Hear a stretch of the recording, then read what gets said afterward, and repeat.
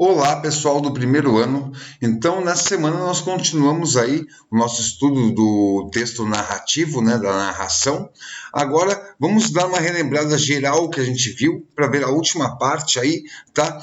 De narração até agora a gente viu o quê? A gente viu primeiro lá os tipos de narrador, lembrando que nós podemos ter o narrador em primeira pessoa, aquele que participa da história, chamado de narrador personagem.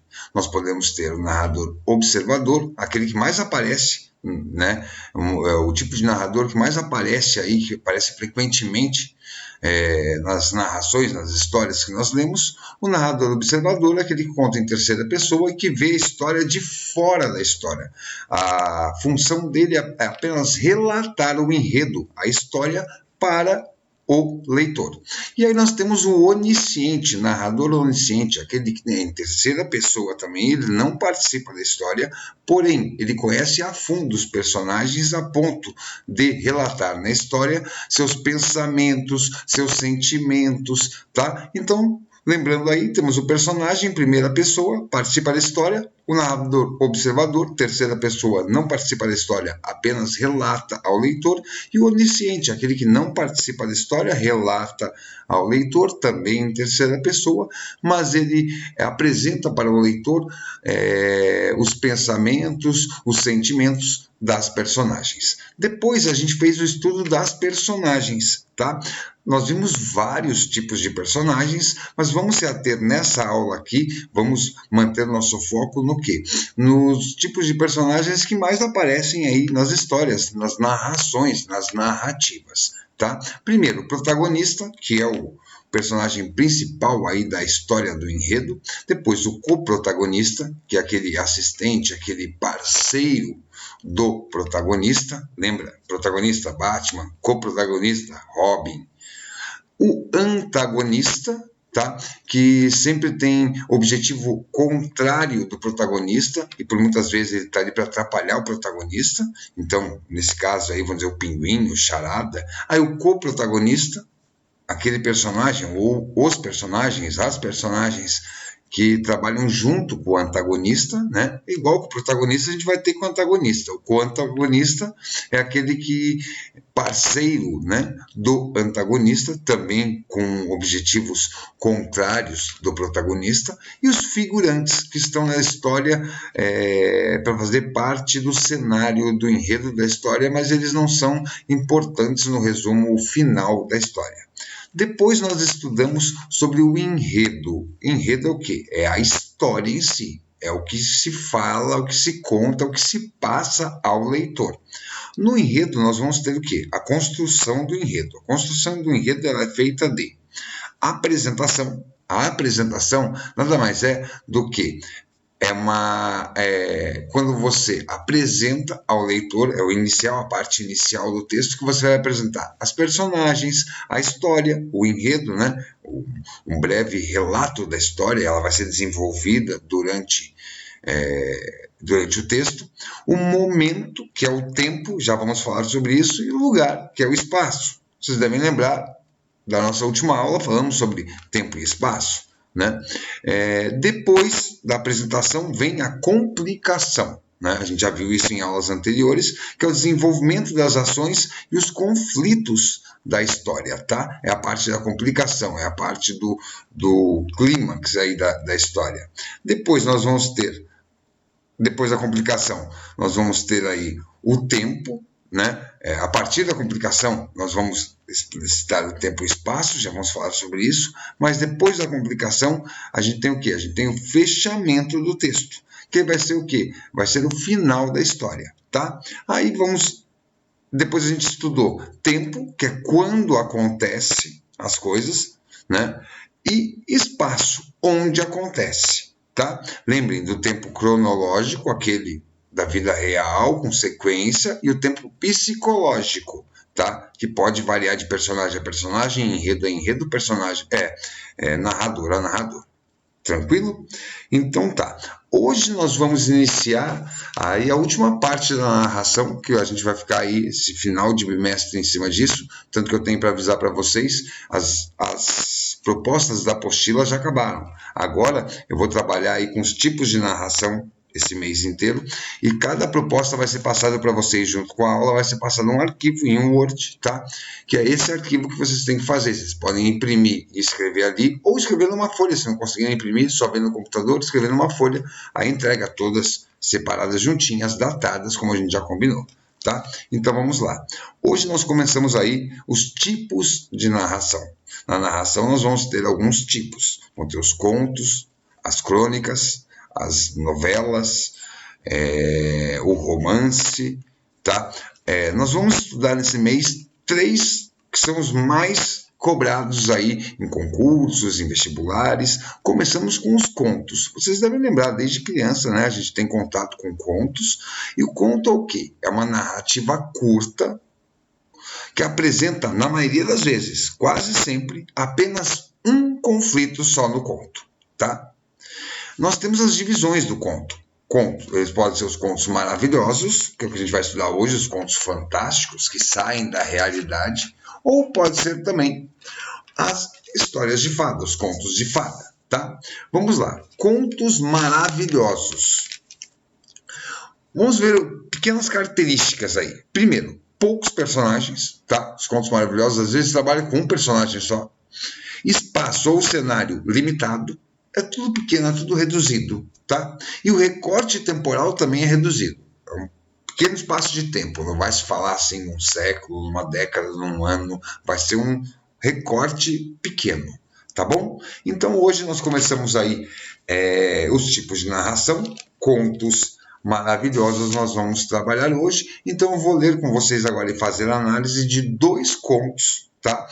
Fantásticos ou contos maravilhosos, a gente pode chamar como a gente quiser, ou contos fantásticos ou maravilhosos, que são essas histórias que saem do real aí, que não é uma história real, uma coisa que não pode acontecer, tá? Aquelas histórias que a gente lê do coelho conversando com o homem, coisas assim, beleza? Então vamos ver agora 2 contos aí, analisar 2 contos.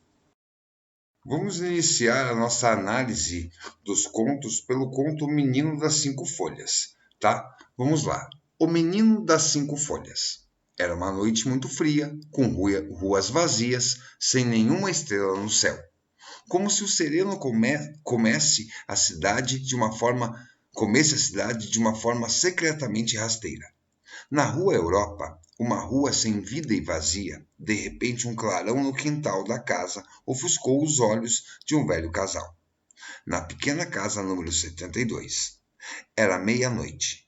Bateram na porta da casa do casal, que rangeu como se quisesse dizer algo.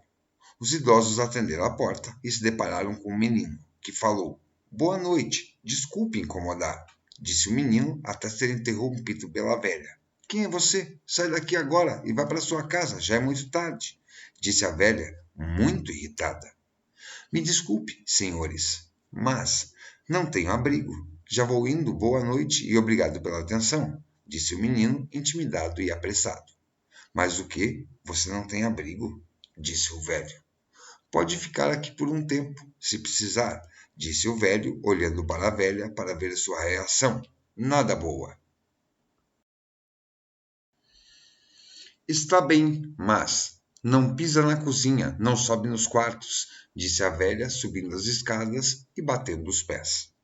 O menino aparentava ter 10 a 12 anos de idade. Tinha saúde, mas tinha uma coisa estranha: 5 folhas nascendo em suas pernas.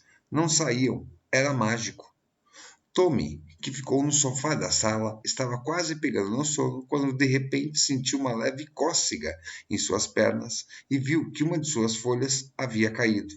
Não eram mais 5 folhas em suas pernas, e sim 4. No dia seguinte, a velha acordou e desceu para tomar seu café. Quando viu o menino em seu quintal, regando as poucas flores que ainda estavam vivas, algumas amarelas, outras rosas e azuis, e outras marrons e secas, como se estivessem torradas. A velha entrou no quintal e exclamou: "O que é isso? O que você está fazendo com minhas plantas? Está estragando o meu quintal?" "Bom dia, senhora. Estou apenas regando suas plantas. Estão um pouco desbotadas, não?", disse Tommy, rindo. Saia já daqui. Saia já daí", disse ela, estranhando o menino. "Sim, senhora. Desculpe", disse ele, e entrou na casa. Passou um bom tempo e já era fim de tarde. O sol já estava quase desaparecendo e os idosos liam calmamente em suas poltronas, quando o menino chegou e começou a falar. Venham, venham. Vocês vão perder o lindo pôr do sol que está fazendo hoje. Venham, venham rápido, venham ver. Daqui a pouco não vai dar mais para ver. Mas o quê? Você me atrapalhou na leitura por causa de um simples pôr do sol? Disse a velha, resmungando. Me desculpe, senhora, é que está muito bonito. Não podia deixar de falar, disse Tommy com um ar calmo. Você gostaria de vir? Disse ele, se dirigindo ao velho. É claro que não, garoto. Saia daqui, disse a velha, mais irritada ainda. Se está tão bonito assim, eu acho que vou, disse o velho com um olhar de medo para a velha. Mas logo saiu da sala junto a Tommy. Pareceu a Tommy que a velha controlava o velho. Tommy estava entusiasmado e sua segunda folha caiu.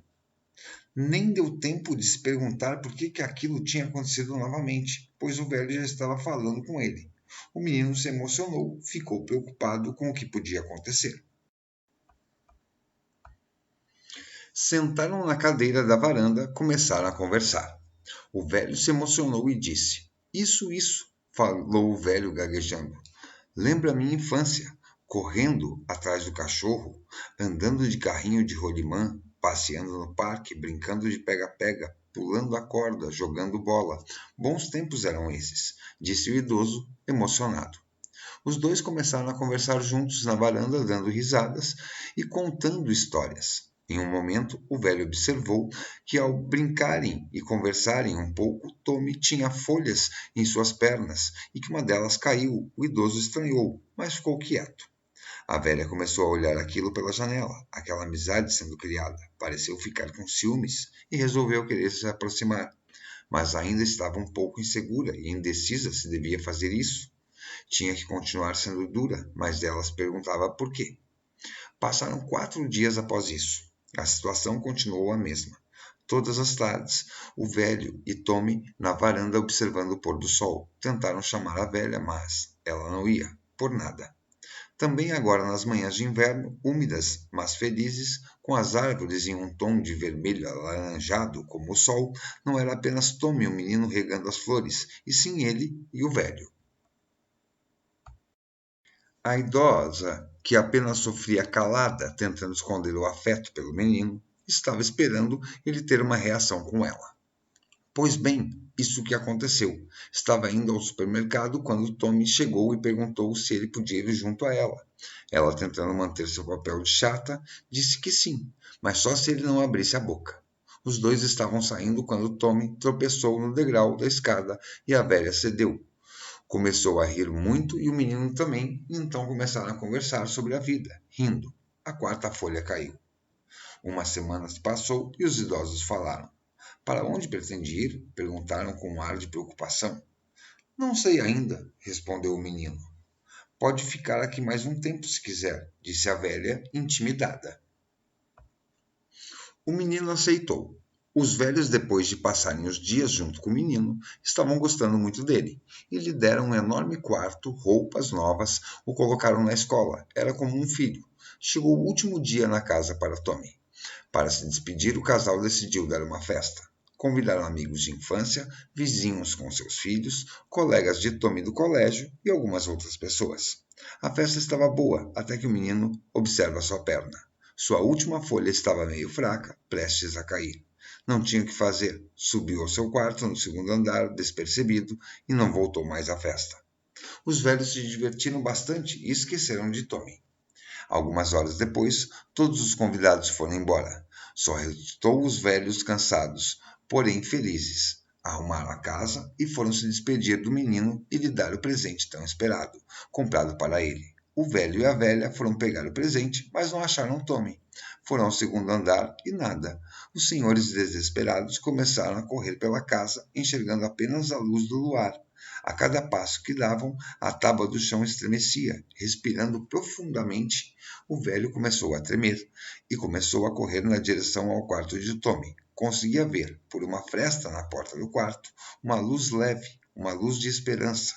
Aliviados, ele foi ao quarto, abriu a porta. mas só a janela aberta e uma folha caída no chão. Então vamos agora analisar esse conto, tá? O Menino de Cinco Folhas. Nós temos aí, primeiro, nós temos que fazer, para fazer a análise de um conto, nós temos que, então na hora de vocês produzirem o conto de vocês, vocês têm que fazer essas perguntas e responder essas respostas, né? Essas perguntas têm que ser respondidas para vocês colocarem essas respostas no texto, tá? Então são 4 perguntas. A primeira, quais as personagens principais do texto? Então nós temos aí, protagonista, Tommy, o menino, né? Aproximadamente 10, 12 anos, tá? E nós temos os coprotagonistas, que juntos entram aí o casal de idosos, que na história são chamados como velho e velha. Até o momento da história, a velha estava como uma antagonista do protagonista Tommy. Porém, a partir de um momento, ela cede e gosta do menino e trabalha junto com o marido aí como um coprotagonista do Tommy. Então, na verdade, nós temos protagonista, Tommy, e coprotagonistas, o casal de idosos. O que acontece na história? O que acontece na história é um menino que não tem abrigo, menino abandonado, fica na casa de um casal por um tempo, se mantém lá e tem uma história importante aí, que é a parte fantástica da história, que esse menino chega lá com 5 folhas na perna, 5 folhas de árvore na perna. Uma cai já no início, e durante a história até o final as folhas vão caindo, tá? Em que tempo e lugar é narrada a história? Tempo é um tempo aí, não é um tempo cronológico, tem um pouco de tempo cronológico, porque ele chega ali com uns 10, 12 anos, estuda, depois vai embora, mas não é marcado o tempo cronológico, é mais o tempo psicológico, tá? Lugar narrado a história. O local não é especificado, cidade, nada, mas é na casa, na comunidade ali que esses idosos moram, tá? Quem narra a história? Essa história é narrada por um narrador onisciente, porque é em terceira pessoa, porém ele mostra sentimentos e mostra, como eu posso dizer,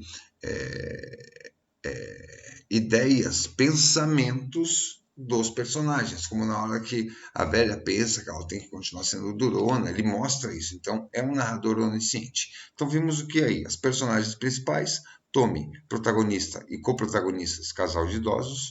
O que acontece na história? Um menino abandonado vai morar com esse casal de idosos por um tempo e tem uma história interessante e fantástica, que são as folhas na perna do menino. Que tempo e lugar é narrado? Tempo, um tempo mais psicológico, lugar, local, a casa e a comunidade ali dos idosos, e quem narra é um narrador onisciente, tá? Basicamente nós temos isso, nós temos o clímax da história com essa história da folha e o fechamento que ele acontece muito em contos isso daí, um fechamento que ele não especifica o que aconteceu com o menino. Só diz que esse menino deixou 5 folhas nessa casa, né? Até a última folha ele foi embora. Tem algum suspense, algum mistério que fica aí no ar, tá bom? Vamos fazer agora a leitura e análise de outro conto, O Homem Invisível. Era na rua Beija-Flor, às 4:30 da manhã. Não havia carros estacionados nas ruas. Os raios de sol nem haviam aparecido de trás das nuvens.